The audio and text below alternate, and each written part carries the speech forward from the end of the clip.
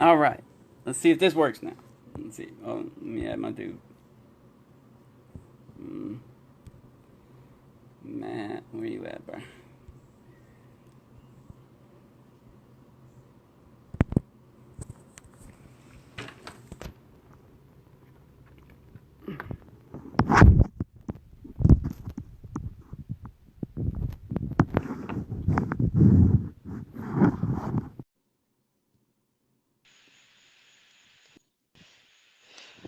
Okay. Totally sorry about that, It's all y'all. That good. that was a bit of my fault. Basically, I went to go turn off my sound ringer notifications, and it wouldn't Yeah. allow me back in. So that's Uh, all that happened. Um, okay. but yeah, you were saying you were from D.C. and I'm not too far from there. I'm a Pittsburgher, You're in Pittsburgh. so All right. Yeah, you know, yeah. yeah. I did a two battles in Pittsburgh already. Oh, okay. Oh, yeah, that is right. You do the MCing. Yeah, yeah, yeah. You do battle rap. That's what's up, man. I rap and I How long you battle been rap. doing that? I've been rapping maybe like how old am I? I'm 33. So maybe gosh, 10 years I've been rapping. And then Okay, for okay. about the last 5 years I've been battling a little bit. Just gospel Nice. battle rap. Gospel battle rap. Like you can tell. Yeah. you know, Yeah, not, that's what's up, man. I know that when I ended up in college, uh I ended up doing spoken word, and it was because I really couldn't find a lot of time to do um any drawing illustrations anymore because I was in art school, and yet all my work was going toward the stuff that was toward my homework. And so I really couldn't I couldn't dedicate my time to do any of that anymore. And so what happened was I decided to go ahead and start writing. And when I started writing, I started noticing that my writing just another form of my drawing. Like a lot of things that I wrote sounded like a lot of things that you would like pretty much pick up as the same creative fingerprint as what you would see when I would draw things. So I joined this spoken word poetry group called Meeting of the Minds, and it was called Meeting of the Minds Publications, and I actually published my own poetry book, and it's on like Lulu.com, but it was only like 10 poems, and oh wow. most of it was dope. But I never pushed it because I was young, I was in college, and it's still hanging around there today. But I figured, speaking of book writing, I'm nearly complete with a book that I've been writing for some months, and I'm not sure if you guys seen it, but it's called Christian Hebrew Conversations for Spouses and Loved Ones, and Okay. yeah, it's pretty dope. Just using Pressbooks.com right now to get it all in, and I got definitely fancy that. I got a book. Oh wow, what is that? My mom printed it. I mean I wrote it a while back, but my That's mom what's took up. it. It was a what was it? It was just like a little tiny booklet I wrote called little books for big problems. And Oh, my okay, I mom, like that. I like it. yeah, my mom took it and she printed it up and put a barcode on it and everything. That's what's up. Yeah, You know, good old mom always coming through. my Yeah, mom. man. What's it about? Like, what's some things that are in there? And when did Oh, you actually when did you actually write it? gosh, how long ago did I write this? I think I was in Bible college when I wrote this joint. Um, it's about this one. It's about despair. Uh, the title despair over a godly desire. So it's Mm, basically about you had this desire to glorify God, yeah, and like do big things, or but for God, only for God, nothing, not for yourself in any way whatsoever. Um, right. and you're so broken because you're not able to do what you're desiring to do for God and whatnot, and Mm, just keep on getting hit down and down and down, even though all you want to do is glorify God. So you have a despair that you aren't able to do what you want to do for God. And so it's basically Oh yeah. it's that I think a lot of young guys went through that, especially right when they get saved. Right, right. They want to I do big think things. yeah, and I think also that that kind of relates to like a kind of a parent-child relationship. You know, um, I think every child wants to make their parents proud. You're You know, I mean, definitely, I'll never forget when my dad was telling me a lot in my adult life that I'm proud of you. That was like, one of the other times where I really experienced like what it is to have empowerment and validation from your parent. Like it's an actual thing. I can understand like why, you know, um, indigenous people around the world put rituals around it, rites of passage around it. Um, I know in Africa they you the women would actually validate their sons as well as the men. And also when it comes to the men, they would validate their daughters yeah. as well as, as well as the mothers and things. But yeah, I And think that's. I that's mean, especially when you're first saved, man. Like that's the first thing you want to do. Like, man, I want I to want do to please everything. God. You have this whole new trajectory in Right. life, and you just want to you feel like purpose now. You know, Yep. and I share it all the time that when I was baptized when I was 13 years old, I had peace in my life for 3 days. I never forgot that. I didn't know why. I mean, it was, and then like I said, after the third day, I just had this extreme hunger to read my Bible, and so it also caused me to clean my room. you there, Matt? Matt, ah, can't hear you, fam.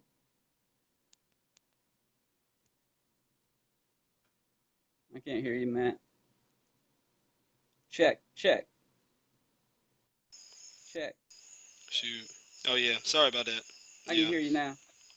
hmm But yeah, like I said, when I was 13, that was definitely my desire. It's like, who is this Jesus? And Right? who Like is he's he? everywhere. Jesus is everything. You see him like in Hmm like you see life is a whole new way of like for the rest of your life you're gonna follow Jesus. Like Yeah, it's like this is my I whole new. really, right. I mean, I really do strongly believe that everybody needs an experience. I don't care what you believe. Yeah, Everyone needs that. That's why I was teaching my Sunday school kids. We're on this little series that my former bishop started years ago. It's called Encounters with Jesus, and so we're going through all the passages in the Old and New Testament about what these people were like before Jesus and what they were like after Jesus. yeah, And so we went with Nicodemus. You know what I mean? And he pretty much was in the crowd that really didn't like Jesus, but yet he felt some type of way, and he kind of met him at night, and they were kind of talking, and then Nick they were at plotting Night. to kill him in John 7, right? Yeah, Yeah, yeah, Nick at night. And he tried to stick up for him and said, hey, we can't end up condemning this guy without having a trial. That's against our law. And they kind of got a little suspicious of him, so they kicked him out, got mad. And then finally in John 19, he's called a disciple.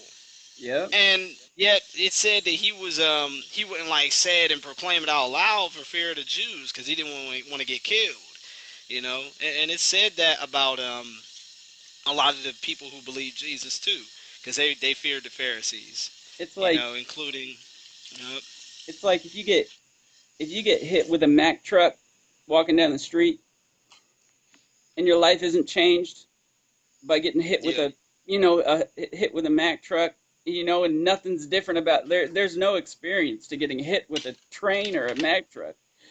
oh um yeah, then nothing like and meeting Jesus is like getting hit with a planet. you know like there's an mm, experience that you will go through, and mm, we're not robots. exactly. And even my mentor, when he was teaching, his kids with his reaching back program, he had said something about his mother. He said his mother was in a traumatic experience, and she was driving, and unfortunately, she ended up her car ended up sort of underneath a bus. I don't know if it was doing like 65, 70. It was going pretty high. And they pulled her out of the car. She was not banged up that bad. Luckily, it was miraculous. But they said that she was in shock. Mm. And the look on her face, her family members was like, oh my goodness, like she needs therapy. So the good news is she's all fine bodily, but the bad news is every time you're on the road, she will not allow you to go past 45 miles. If you start doing that, she'll say, "Look, you're a very nice person, but I'm getting out the car," Yeah, or she'll so yeah, squeeze your hand or something like I get because it'll that. all Yeah, come back. You know, yeah, she remembers it, and that's it's funny because that's kind of like what the Eucharist is. When you look at when Jesus said, "Do this in remembrance of me," you ought to look yeah, up that word anamnesis. And it's a Greek word that does not mean to simply recollect from the mind. If you really look up that Greek word and the way that they always use it, they what they really mean is you re-experience this. It's not something that you just remember. It's something that you re-experience, yeah, which pretty much makes sense when people end up saying they want to, be buried with him in baptism. Colossians 2, yeah, you were crucified with Christ. All that stuff begins to like make sense. yeah, Um, yeah, we definitely do need like an experience, man, because this walk is not an academic thing. It's not. I was stressing that. I continue to stress that. You know what I mean? That God is relational. You know, and that's what, in my opinion, that's what the meaning of life is. It's to be a union with God, yeah, not to just glorify Him or something like that. yeah. Like I that's. I ultimately mean, think, yeah. there's because it's not like we're computers and you just upload data into and it changes us. You know, Oh no, right? right, It's right. I conscious. mean, robots don't, receive. You know what I'm saying? That's an act of the will, man. And Yeah, you the know, will. yeah, exactly. Shoot. Hey, speaking of what we were going to talk about. All right, so I'm going to say Calvinism, right? The basis of it is God's sovereign decree. I was going to ask you a question. So, if God, so the basis of Calvin, like God decreed everything, ordained everything, like the Westminster Confession of Faith says, unchangeably everything Hmm. that comes to pass for His highest glory. Um, so if Scripture said, if God says in Scripture, He did not decree something, He Yeah. this is not something He did. It didn't even enter His mind. But somebody else says, well, actually, God did decree it. Would that make God a liar if He did decree something but said He didn't? Well, I mean, that'd be according to the person's theology. You know what I Yeah. mean? I think it all depends on what kind of theology that you have. But I remember I was studying that a little bit, and along with that Westminster Confession, there's actually like a whole bunch of scriptures that actually go with that. And what I decided to do was I decided to go ahead and just Look like it up. Look at them. take up the author. Yeah, and so now I'm not fully done with this yet because I'm still studying everything, but I will share with you everything that I found so far, right? All right. All right. So so if you look, right, if everyone goes to, let's see. All right, let me get this up real quick. That's on my eSword because I'm actually between the living room and the kitchen at the same time. But yeah, I decided to take up the offer. Like, okay, well, in the Westminster Confession, it says, all right, well, God, well, everything that you see that comes to pass here is because God decreed it. So I decided to look in the Bible to see, okay, well, is there any scripture at all There's one verse that, I think they use Ephesians 1:11. all right, I'll go there. So let me see what this says. I'm pulling this up. For works all things according to the counsel of his will. Right. I mean, so even just pulling it up off of memory, like, look at what it says. He works all things according to the counsel of his will. Yeah. Now, I'm trying my best to find it. It doesn't say he decrees all things. It says he works all things. So you see God working, and you see these things that he's working. It actually naturally begs a question. If God doesn't work these things, well, will these things end up being and doing to the counsel of his own will? No, unless he works them, unless he does something. So it automatically, naturally just paints a picture that these things have a will of their own, probably a counsel of their own. And Yeah. so you don't see God decreeing things. You see him actually working things. Now, Yeah. I'm like, wait a minute. Like, God shouldn't have to do that. He shouldn't be have to working anything if he just decreed it. If And he's every already time I see controlling him, everything. right, and well, that's a difference. For the longest time, people believe that God is in control of everything, and at any time he can step in and control anything he wants. It's not that God controls everything. Period. That's it. No, he's given man. What does it say in Psalms? Just dominion over the earth, and then in the end, he's Yeah. going to go ahead and come and judge them and say, okay, what did you do, Yeah, and because how did you do it? it makes judgment meaningless.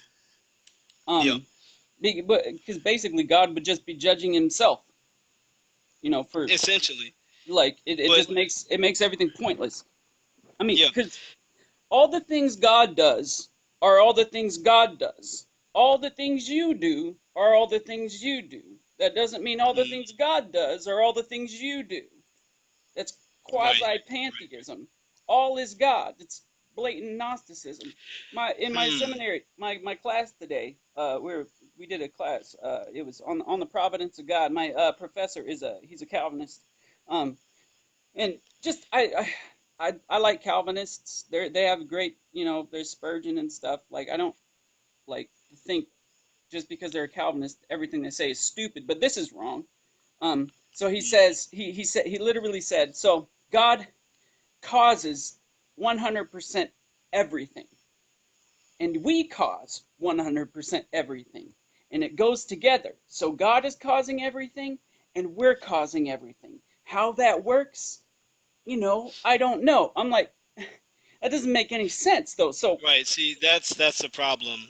See, in the regular world, that's actually called a contradiction, and what they try to say is that is a paradox. No, that is an actual contradiction. yeah, You know, uh, but another thing I wanted to point out about Ephesians 1:11. Once again, I try to find it on every angle of this verse. It says according to what? His decree? No, it says according to the counsel of his will, that he's yeah, working all things together. So if he is working all things according to the counsel of his will, and everything that we see that's going on in the earth, and people are doing all these things, then that lets us know that whatever working that he's doing of these all things according to the counsel of his will, it seems that there's certain rules within God's will and counsel. Think about it. If it's in the counsel of his will that, he desires all to be saved, well, according to his counsel and what he's revealed in Scripture, he's only going to save those who believe, right?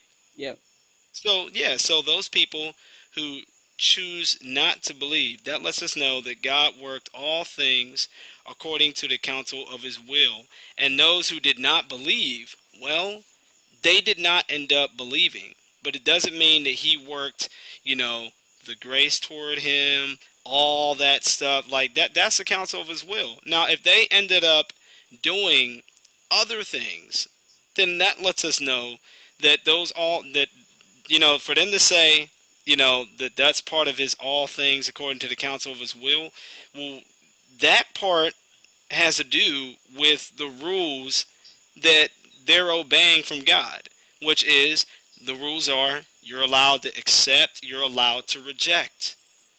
And that, according to God's counsel of his will, is part of what? His judgment. So when they stand before God, he will end up judging them for what they either accepted or rejected. And that is a part of the counsel of his will. And he's working all things according to the counsel of his will. But they act like that God doesn't have any rules or even any promises that he's held to himself. Yeah. You know? It, I mean, the biggest example, if you want to know, like, well, what God, he's holding rules to himself. He limited himself. Look how God is acting in Genesis 15. They split a bunch of animals.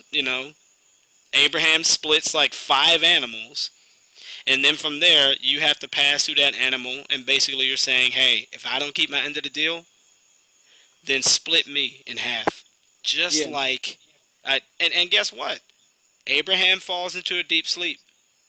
But guess who passes through the fire? I mean, passes through the animals. God does. So there he is. He's putting, his own integrity on the line, which is no sweat to him. And Yeah. he's saying, okay, look, if I don't do my end of the bargain, then may this happen to me. So even God is actually, this is like the relationship he's having with man. It's actually real. It's relational. Yeah. It's contingent. And there's just so many passages like that. But you know, there was a whole bunch of other passages, and I'll just go ahead and fly through them. One is Isaiah 46:10. Like I said, I was looking for any scripture that says that he basically decreed every single thing that comes to pass, right? So it says this in Isaiah 46:10, declaring the end from the beginning, and from ancient times things not yet done, saying, my counsel shall stand, and I will accomplish what? All things whatsoever come to pass? No, my purpose. That's what it is. And it's not Yeah. from it's not from eternity past, it's from ancient times, which lets us know that whatever God declared, from the beginning, it was from within the time after earth was created. You know what I'm saying? And And and when it's you a, look at this, it fits into prophecy. That's what he's really talking about, is prophecy. and it's he's saying he will accomplish all of his purposes. Okay, so Yep. obviously God's going to accomplish all of his purposes, but that doesn't mean every single thing that happens that I do is God's purpose. Right. Like that makes it all meaningless. That if Hmm. everything is the purpose of God, then like why are we salt and light? Like what is the point of fighting against sin and wickedness and all that injustice and stuff if that's God? Right. Like, Well, I mean, one thing that a lot of Calvinists say is that, well, everything that is done in this planet is to glorify God, and that includes every single act that is done here, including the sins and the heinous things that they say God has decreed. But once again, um, there's a problem with that. So now, I mean, because this is like part two. Part two is, well, show me God doing everything for His glory. If you actually go to Romans 3, um, you run into a problem with that. And this is basically what it says here. So this is Romans 3, and I have this in three different translations for a reason. And I'll go ahead and show you why in a second. If you look at Romans 3, you'll notice that there's this very simple question that's asked. I'm going to be reading this from the Breakthrough version, a more accurate Bible, and I'll tell you the reason why I like that later. The ERV, which is the easy to read version, and then the ESV. all right, This is Romans chapter 3, verses 3 through 8. And so you'll just see, like, okay, well, does God do everything for His glory? It says this. You see, what if some did not trust. Their lack of trust won't make the trust of God useless, will it? It could not happen. In other words, impossible. God must become true, but every person a liar. Just as it is written in Psalm 51:4, in order that you, God, might be shown to be right in your messages and will conquer in the thing to be decided by you. If our wrong way endorses God's right way, what will we state? God is not wrong bringing up punishment, is he? I'm talking in line with a person. Now, once again, it cannot happen. This is impossible. Otherwise, how will God judge a world? If the truth of God overflowed in my lie to his magnificence, why am I still even being judged as a sinful person? As it is not just as the hurtful words spoken about us, and just as some declared us to be saying, we should do the bad things so that the good things might come, is it? Whose judgment that it is not good to do bad is right. In other words, they're saying, whoever thought that we should just go ahead and continue to do bad things because it gives God glory, they're wrong. Now, this is the easy to read version, and this is the part where it's understood the most. It is true that some Jews were not faithful to God. But will that stop God from doing what he promised? No. God will continue to be true when every person is false. Like the scriptures say, when we do wrong, that shows more clearly that God is right. So, can we say that God does wrong when he punishes us? I'm using an idea that some people might have. No! If God cannot punish us, then God cannot judge the world. A person might say, when I lie, it really gives God glory. Because my lie shows God's truth. So, why am I judge a sinner? It would be the same to say, we should do evil so that good will come. Many people criticize us and say that we have that we teach those things. People that say those things are wrong, and they should be condemned. Wow.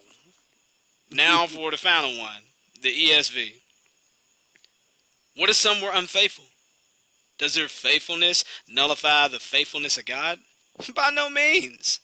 Let God be true and everyone a liar, as it is written, that you may be justified in your words and prevail when you are judged.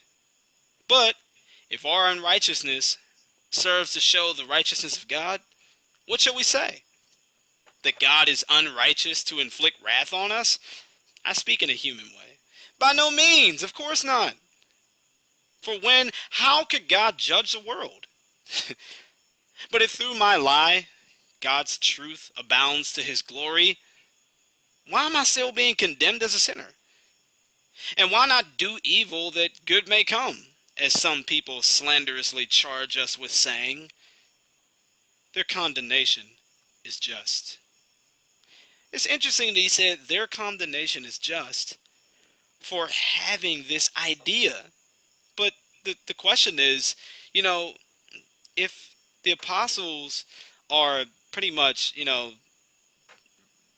condemning this idea, then I guess we as Christians shouldn't have this idea either. And so if we're going to go ahead and say that everything that's done on this planet is to glorify God, you know what I mean?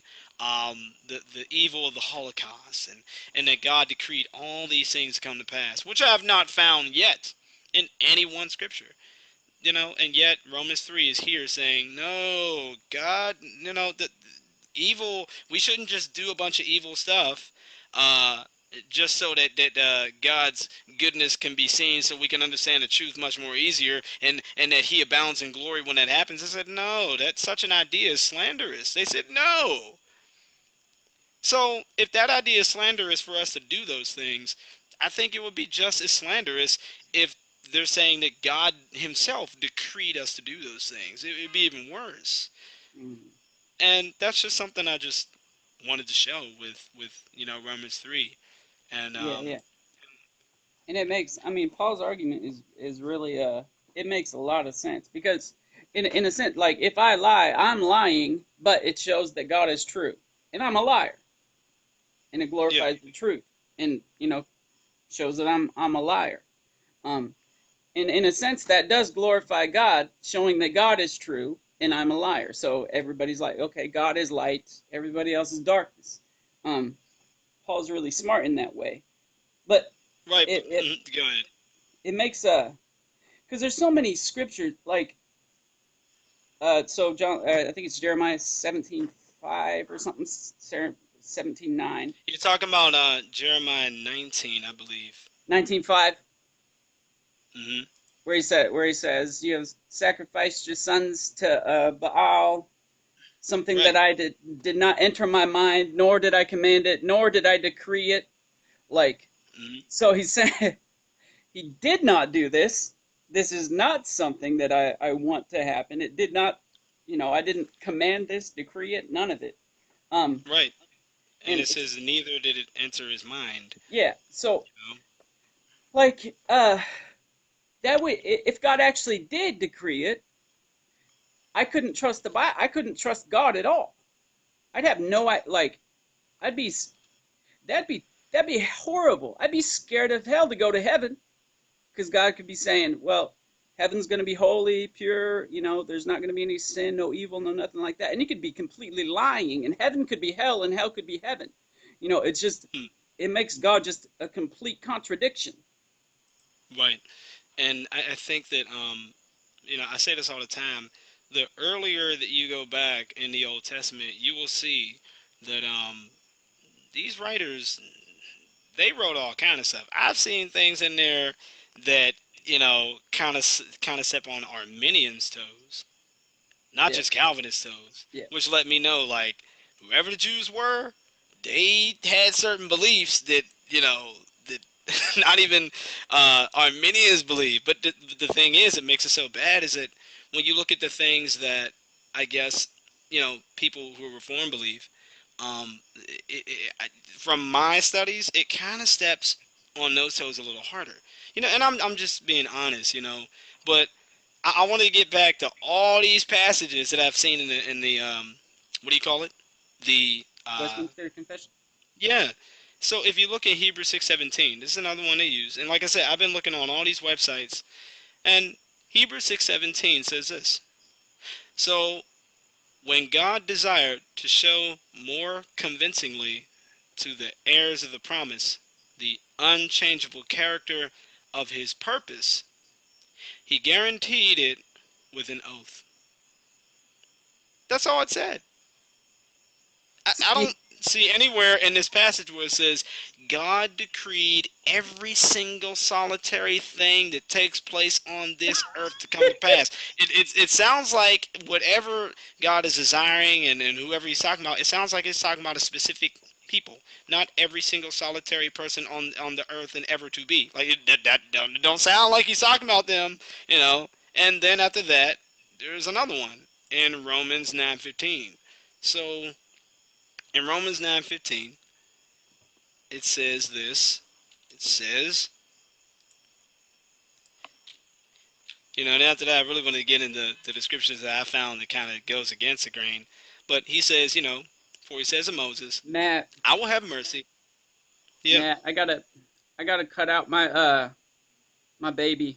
I got, Uh-oh. Uh-oh. yeah, I gotta give her a bath. Here, let's Hey, do what you got to do. Do what you got to do. It's all good. let's I'm pick still this up making again. All chili. right. Sure. Yeah, I'm still making chili. So, yeah. I mean, if you want to do it later tonight, that's fine. I'll be around. All right. I'll Um, get at you. but yeah. All right, man. Yep. All right. God bless you, brother. You too.